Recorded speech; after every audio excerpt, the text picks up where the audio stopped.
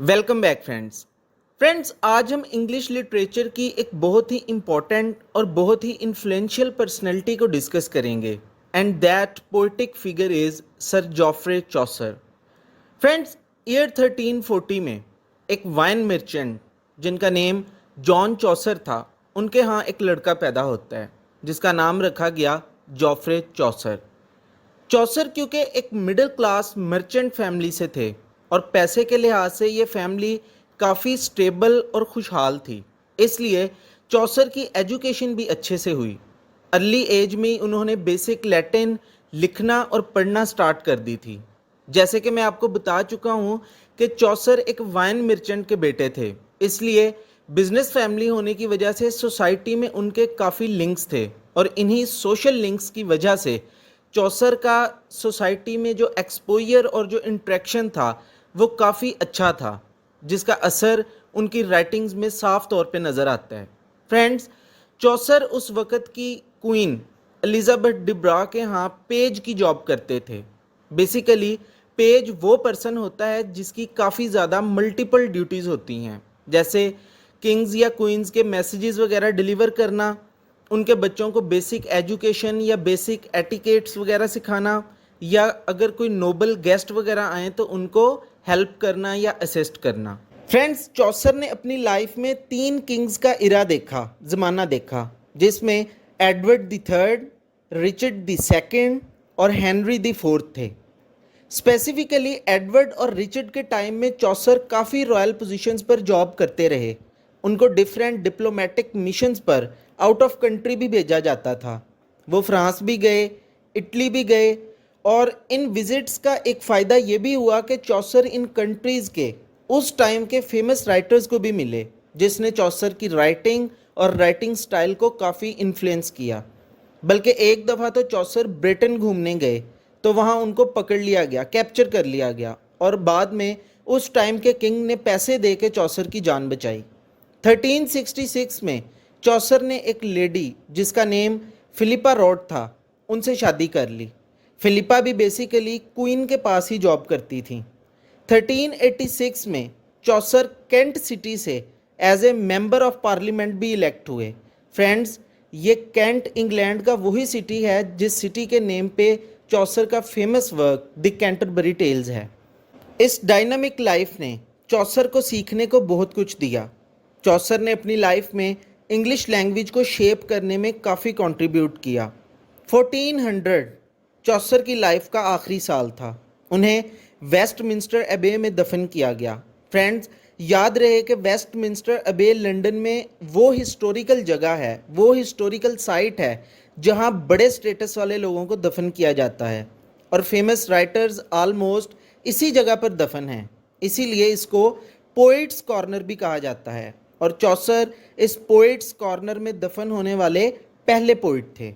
Friends, चौसर की जो English के लिए कॉन्ट्रीब्यूशंस हैं उसके लिए उनको हमेशा याद रखा जाएगा, बट उनको कुछ टाइटल से याद किया जाता है, जैसे father of English poetry, grandfather of English novel and morning star of renaissance.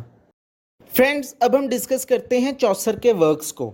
Friends, चौसर के वर्क्स को हम 3 मेन पीरियड्स में डिवाइड करते हैं: फ्रेंच पीरियड, इटालियन पीरियड और English period. First is French period. Friends, इस पीरियड में चौसर पर फ्रेंच लैंग्वेज का काफ़ी इन्फ्लुएंस था। उसकी पहली रीज़न तो ये थी कि चौसर के पैदा होने से पहले इंग्लैंड पर नॉर्मन्स का कब्जा था, जो कि फ्रेंच ओरिजिन के लोग थे। सेकेंडली, चौसर जब किंग्स की तरफ से फ्रांस भेजे गए तो वो उधर जाकर भी उन्होंने फ्रेंच राइटर्स का काफ़ी इन्फ्लुएंस लिया, जिनमें गिलेम डी मैकॉट, गिलेम डी लॉरेस और जैन डी मैन थे। इस फ्रेंच पीरियड में लिखे गए वर्क्स में 2 works are very much important. पहला है the romaunt of the rose. ये पोइम बेसिकली फ्रेंच पोइम थी जिसकी ट्रांसलेशन चौसर की तरफ से की गई थी, और इस पोइम का असल टाइटल था ला रोमन डे ला रोज़, जो French writer Jean de Meun और गैलम डी लॉरेस की लिखी गई पोइम थी। Second work is the Book of Duchess. This book is written on the death of the Duchess और on the death of the queen, जिसका नाम था duchess Blanche. Friends अब हम आते हैं सेकंड पीरियड की तरफ, दैट इज इटालियन पीरियड, और देखते हैं इस पीरियड में लिखे गए वर्क्स को। सो फ्रेंड्स इटली के विजिट के ड्यूरिंग चौसर इटालियन राइटर्स को मिले, जिसमें मोस्ट फेमस पेट्रार्क, बोकाशियोस और Dante top of the list हैं।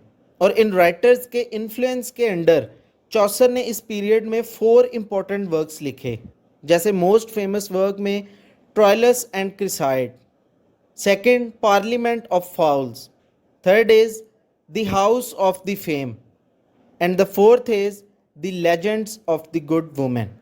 फ्रेंड्स अब आता है चौसर का third period, which is English period. Friends ये पीरियड सबसे ज़्यादा इम्पॉर्टेंट इसलिए है क्योंकि फर्स्टली तो हम इंग्लिश लिटरेचर पढ़ रहे हैं, और सेकेंडली इस पीरियड में चौसर की वजह से इंग्लिश को as a literary language establish होने का मौका मिला। फ्रेंड्स लिटरेरी लैंग्वेज मीन्स कि वो लैंग्वेज जिसमें लिटरेचर लिखा जाए या जिसमें लिटरेचर लिखा जा सके। इसी पीरियड में चौसर ने अपनी फेमस पोइम लिखी, जो कि चौसर का सबसे ज़्यादा फेमस वर्क प्रूव हुई, and that poem is the Canterbury Tales. ये पोइम 17,000 लाइन्स की पोइम थी, और इस पोइम ने नेक्स्ट आने वाले राइटर्स को बहुत इन्फ्लुएंस किया। इस पोइम के बाद इंग्लिश लैंग्वेज का ग्राफ काफ़ी हाई हो गया, क्योंकि इस टाइम की इंग्लिश, जिसे हम मिडल इंग्लिश कहते हैं, वो सिर्फ आम और कॉमन लोगों के बोलने की लैंग्वेज थी। बट चौसर ने कैंटरबरी टेल्स लिखकर उस लैंग्वेज में लिटरेचर के एक न्यू इरा को जन्म दिया।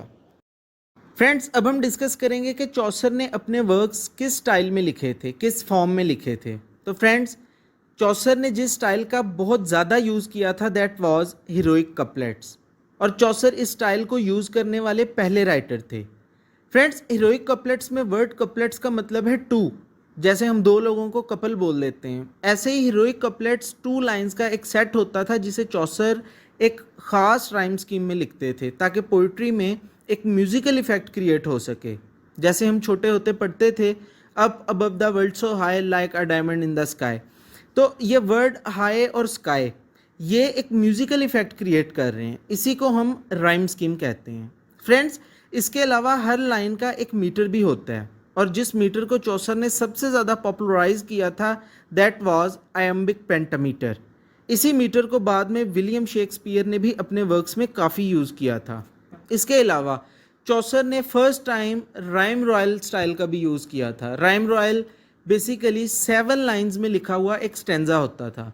सो फ्रेंड्स इन्हीं सब स्टाइल्स को यूज़ करके चौसर ने अपने सब मास्टरपीसेस लिखे। फ्रेंड्स अब हम ये डिस्कस करेंगे कि चौसर के टाइम पर इंग्लिश किस फॉर्म में थी। तो फ्रेंड्स आज इंग्लिश जिस फॉर्म में है उसे हम मॉडर्न इंग्लिश कहते हैं। इससे पहले ये मिडिल इंग्लिश थी, और उससे भी पहले ये ओल्ड इंग्लिश थी। तो चौसर जब आए तो तब ये मिडिल इंग्लिश होती थी। मिडिल इंग्लिश जब तक चौसर तक पहुंची तो इसमें फ्रेंच लैंग्वेज, ओल्ड इंग्लिश और लैटिन लैंग्वेज का इन्फ्लुएंस आ चुका हुआ था, क्योंकि ये सारी लैंग्वेजेस रूलर्स की लैंग्वेजेस रह चुकी थी। बट मिडिल इंग्लिश को as a literary language develop करने का क्रेडिट ऑब्वियसली जॉफ्रे चौसर को जाता है। सो फ्रेंड्स आई होप कि आपको आज का लेक्चर अच्छे से समझ आ गया होगा। See you in next video. Thanks for watching.